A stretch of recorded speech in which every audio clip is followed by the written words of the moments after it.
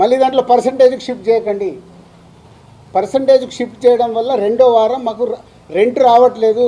Example, మొదటి వారం 20 లక్షలు మీకు ప్రొడ్యూసర్కు డిస్ట్రిబ్యూటర్కి షేర్ వస్తే రెండో వారం 5 లక్షల గ్రాస్ అవుతే మాకు 2 లక్షలే వస్తుంది. మాకు అది వర్కౌట్ అవ్వట్లేదు.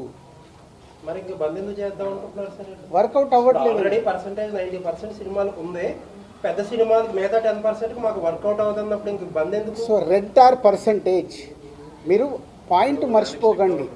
అక్కడ మొదటి వారము రెంట్లో వేసి రెండో వారము సినిమాని పర్సంటేజ్ వేస్తున్నారు కాబట్టి మాకు వర్కౌట్ అవ్వట్లేదు.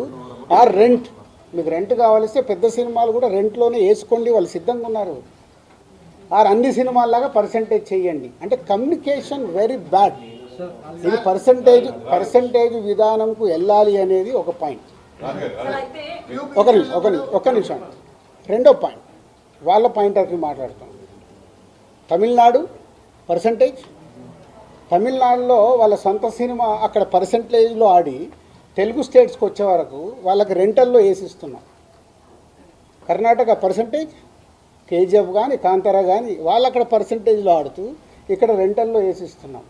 నార్త్ ఇండియా మొత్తం పర్సంటేజ్. యానిమల్ సినిమా మేము డిస్ట్రిబ్యూట్ చేశాము, ఇక్కడ రెంటల్లో వేపించి ఇచ్చాము. ఓవర్సీస్ అంతా పర్సంటేజ్. మన సినిమా ఆడుతున్న ప్రపంచమంతా పర్సంటేజే ఉంది. ఒక మన తెలుగు స్టేట్స్ మట్టికే ఆ మొదటి వారము ఆ కొన్ని సినిమాలు రెంటల్లో ఆడుతున్నాం. దానికి వాళ్ళు ఇప్పటికీ రెడీ అంటున్నారు. దాన్ని ప్రొడ్యూసర్స్ వాళ్ళు మాట్లాడుకొని సాల్వ్ చేస్తే సొల్యూషన్ వచ్చేసినట్టే. పర్సంటేజ్లో కావాల్సి పర్సంటేజ్లో వేసుకోండి మీ సినిమా రిలీజ్ కంటే ముందు. లేదు మీరు రెంటల్, మీకు రెవెన్యూ ఎక్కువ కావాలి, రెండో వారం కూడా మాకు రెంటల్లోనే ఆడండి అనేదే వాళ్ళ రిక్వెస్ట్.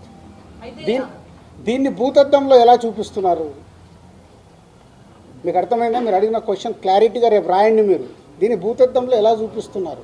ప్రపంచమంతా ఇదే తెలుగు సినిమా, పక్క స్టేట్ సినిమాలు ఇక్కడికి వస్తే వాళ్ళందరికీ పర్సంటేజ్లు, వాళ్ళ సినిమాలకి అన్ని సినిమాలకి ఇక్కడ రెంటల్లో వేసిస్తున్నాం. సార్ అంటే నైజాంలో ఇప్పుడు మీకు అదర్ సైడ్ ఇంకొక పెద్ద కంపెనీ వచ్చింది, ఆ కంపెనీ వచ్చినా సరే రాజుగారే కావాలి మాకు, రాజుగారే ఇంపార్టెంట్ అనుకున్న కంపెనీలు కూడా దీన్ని వ్యతిరేకిస్తున్నాయి కదా, దాన్ని ఏమంటారు? వ్యతిరేకం నేను మాట్లాడలే. ఇంకా ఇప్పుడు నాగవంశి ఉన్నాడు, వేరే వాళ్ళు ఎందుకు, Sitara we have is a very good association. నాగవంశికి ప్రాబ్లం చెప్తే వెరీ నాగవంశి ఇప్పుడు ఏమన్నాడు, ఈ ప్రాబ్లం అయిపోగానే సార్ ఎగ్జిబిటర్స్కున్న ప్రాబ్లం ఏంటి మీరు డిస్ట్రిబ్యూటర్గా ఎక్స్ప్లెయిన్ చేయండి, మనం సాల్వ్ చేద్దాం.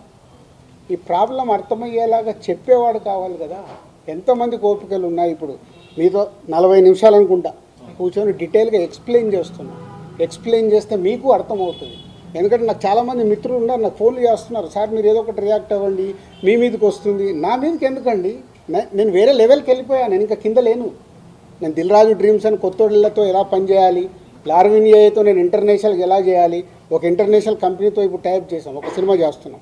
ఇప్పుడు ఆయన వెళ్ళాడు, నేను ఆ లెవెల్లో ఆలోచిస్తున్నాను, ఇంక ఇక్కడే ఉండదలుచుకోలేను.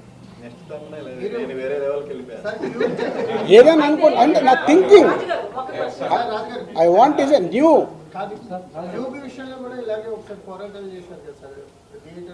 ఇండస్ట్రీలో దేనికి పోరాటాలు జరిగినా ఫైనల్గా రిజల్ట్ శూన్యం. 56 రోజులు షూటింగ్ చేశాం, శూన్యం. ట్యూబ్ దాని గురించి చేశాము, శూన్యం. ఇదే థియేటర్ వాళ్ళకి చెప్పా, మీకు రిజల్ట్ ఏం రాదు, ఎందుకు రానైనా వచ్చేది మూసుకుంటామని చెప్పకండి. 3 కలిస్తే సొల్యూషన్ వస్తుంది. ప్రభాకర్ రెడ్డి గారు విలన్స్ ఉండేవాళ్ళు, 20 ఏళ్ళు అయిందా ఆ విలన్ క్యారెక్టర్ మార్చేసి ఇంకేదన్నా ఇవ్వండి, ఇంకా అక్కడే ఉంచితే ఎలా? కొత్త క్యారెక్టర్ వద్దా అన్నట్టే కదా. మీరు ఎందుకు ఆ 4 ఫోటోలు వేసేస్తున్నారు? మీ పాయింట్ ఆఫ్ లో వాళ్ళు విలన్సే కదా. మీకు వేసే మీ అందరిని అడుగుతున్నాను నేను, వేసే మీ అందరినీ, మీ బాధ కూడా అదే కదా. ఒక నిమిషం, మీ బాధ కూడా అదే. ఆ 4 ఫోటోలు లేకుంటే మీకు ఎవడు చూడడు, మీ బాధ మీది. ఎవరి బాధలు వాళ్ళే. ఇక్కడ ప్రపంచవ్యాప్తంగా డిస్ట్రిబ్యూషన్ నడుస్తుంది, పర్సంటేజ్ నడుస్తుంది అన్నారు. మరి ఒక్క తెలుగు రాష్ట్రాల్లోనే ఎన్ఆర్ఐ పద్ధతి ఎందుకు ఉంది డిస్ట్రిబ్యూషన్ చంపడానికి? కాబట్టి అన్ని పర్సంటేజ్లు ఇచ్చినప్పుడు ఓన్లీ మనకు ఒక్క చోట ఎన్ఆర్ఐ సిస్టమ్ ఉంది, ఎక్కడా లేదు. అదే అడగండి, మరి అదే నిర్మాతలను అడగండి. నువ్వు అడిగిన క్వశ్చన్ రైట్. నిర్మాత నేను ఎవరిని చంపుతున్నాను? నా డిస్ట్రిబ్యూటర్ని డిస్ట్రిబ్యూటర్ ఎవరిని చంపుతున్నాడు? ఎగ్జిబిటర్ని. సో తప్పెవరిది? రాజుగారు కూడా అందులో పార్టే కదా. ఆడియన్కి హలో, నువ్వు ఆడియన్కు నచ్చితే థియేటర్కి వస్తావు, రాకుండా నాకు వద్దని కూర్చుంటాం. మేము అలా కాదు కదా. సినిమాలు మీరు తీస్తున్నారు, ప్రజలు వచ్చి మిమ్మల్ని సినిమాలు తీయమని అడగలేదు, కానీ రిలీజ్ టయానికి వచ్చేసరికి మీరు మా టికెట్ రేట్లు పెంచండి అని చెప్పి వాళ్ళని ఎత్తిన బండరాయేస్తున్నారు. అది ఎంతవరకు correct? Me cost of production ఎందుకు తగ్గించుకోరు మీరు? కరెక్ట్, అది ప్రొడ్యూసర్లను అడగండి, నన్ను కాదు. చాలా మంది ప్రొడ్యూసర్స్ని అడగండి, నన్ను కాదు. నేను దాంట్లోకి రాను. మీరు 30 సంవత్సరాలు సార్ ఇందులో. అదే అందుకే నేను ఇలా ఉన్నా. అందరికంటే ఒక ఆవిడ ఎక్కువే ఉంటుంది మీకు. అందుకే ఈ సంవత్సరం ఎన్ని సినిమాలు నేను తీస్తున్నా, బయట ఎన్ని సినిమాలు జరుగుతున్నాయి, తేడా అక్కడే కదా. ఆయన చాలాసేపటి నుంచి వెయిటింగ్. సోషల్ మీడియాలో వ్యక్తిగతంగా కంపెనీలు ఏవైతే కార్పొరేట్ కంపెనీలు ఉన్నాయో అవన్నీ ప్రభుత్వానికి అనుకూలంగా ఉండవు, ఎవరి పని వాళ్ళు చేసుకుంటారు. కానీ ఫిల్మ్ ఇండస్ట్రీ దగ్గరికి వచ్చేటప్పటికి మమ్మల్ని కలవలేదని వీళ్ళు అంటారు, లేదా తెలంగాణ గవర్నమెంట్ అయినా ఏపీ ప్రభుత్వం అయినా కూడా అదే విమర్శలు చేస్తున్నారు, మమ్మల్ని వచ్చి ఇండస్ట్రీ కలవలేదు అని. దీని మీద మీ స్పందన ఏంటి అసలు? అస్సలు నువ్వు ఇలాంటి కాంట్రవర్షియల్ అడగద్దని ముందే చెప్పా. ప్రభుత్వాలు మాకు పెద్దన్న లాంటివి.